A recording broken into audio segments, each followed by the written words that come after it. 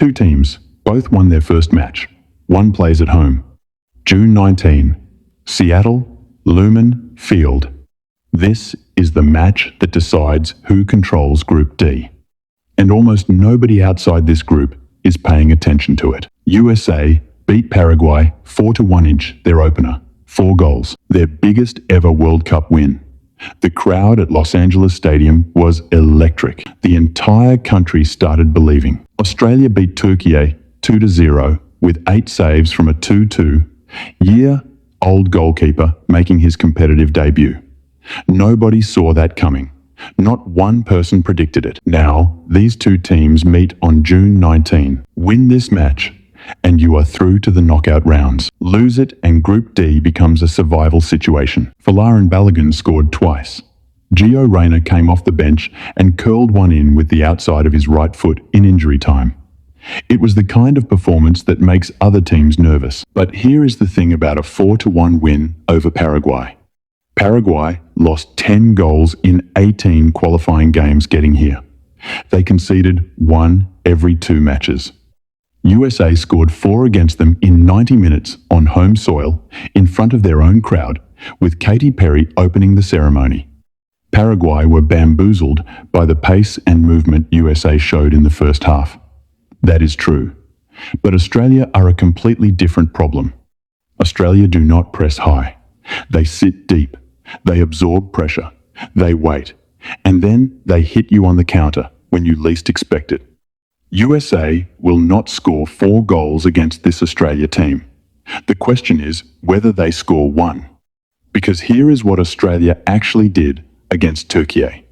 And it should worry every team left in this tournament. Türkiye had 72% possession. They had 30 shots. Australia had 9. Australia won 2-0.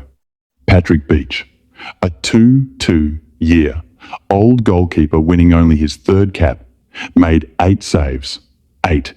The most by any goalkeeper in a single match at this entire World Cup so far. Australia made 55 clearances in that game. 55 times they put their body between the ball and their goal. That is not luck. This so fascinating for me. That is a team doing exactly what their coach asked them to do. Nestri Irankunda scored 18 seconds after a Gula shot was saved at the other end. A Türkiye attack turned into an Australian goal in under 20 seconds. That is how Australia beat you. They let you have the ball. They let you feel in control. And then one moment, one mistake, one counter, it is over. Stop and think about this for 1 second. USA scored 4 goals with the ball and controlled the match completely. Australia scored 2 goals with barely any of it. Which team's approach is harder to deal with? A win for USA on June 19 books their knockout round spot before matchday 3. A draw keeps Australia level and forces a USA vs Türkiye decider. A loss and Group D completely flips. For USA, losing to Australia at home in Seattle would be the result that defines this generation of players. They have been called the Golden Generation for 5 years. This is the moment to prove it. For Australia, beating USA on American soil would be their biggest result since they finished in the round of 16 inches 2022. It would also, almost certainly, send them through to the knockouts.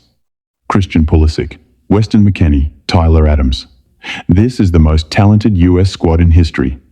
But talent does not beat a defensive wall by itself. You need to break it down. And Australia showed against Türkiye that their wall does not break easily. June 19. Seattle, 3 p.m. ET. USA need to prove the Paraguay result was real. Australia need to prove they are not just a team that gets lucky. One team controls Group D after this match. The other one spends the next week fighting to survive.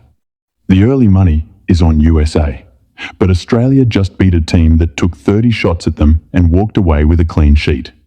This is the match everyone in Group D is watching. Now you know why. Football Plane.